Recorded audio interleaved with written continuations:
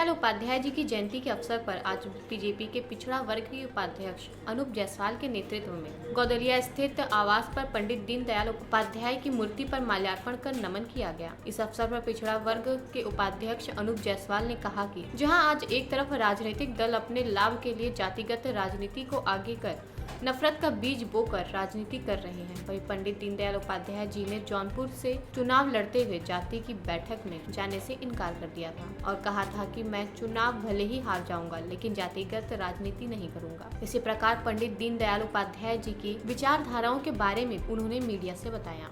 साथ ही भाजपा द्वारा जनहित में किए गए कार्यों के बारे में भी जानकारी दी।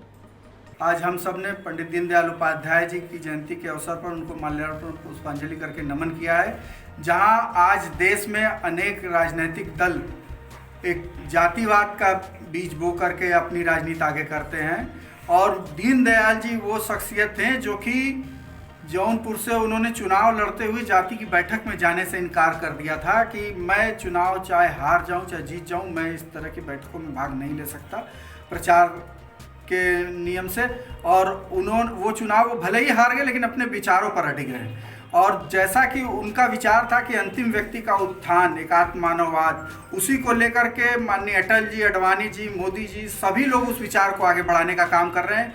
मोदी जी ने कोरोना काल में पूरे 1.5 साल तक निःशुल्क राशन दे करके ज़रूरतमंदों को उस विचार को आगे बढ़ाया, निःशुल्क वैक्सीन दे करके देश को उस विचार को आगे बढ़ाया, उज्ज्वला योजना से गैस दे करके उस विचार को आगे बढ़ाया, गरीबों के इलाज के लिए उन्होंने निःशुल्क व्यवस्था करके उस विचार को आगे बढ़ाया। वो निरंतर इस काम में कि नर सेवा नारायण सेवा की जो उनकी विचारधारा थी, माननीय मोदी जी उसको निरंतर आगे बढ़ा करके दीनदयाल जी को सच्ची श्रद्धांजलि दे। पेश है न्यूज बकेट हिंदी मासिक पत्रिका। पढ़ें इस महीने की पूरी खबर विस्तार से हमारे न्यूज बकेट की मैगजीन में। हमारी ई मैगजीन को मुफ्त में पढ़ने के लिए अभी लॉग इन करें www.newsbucket.in पर। इसके अलावा रोज की ताज़ा खबरों के लिए हमारे YouTube चैनल को तुरंत सब्सक्राइब करें।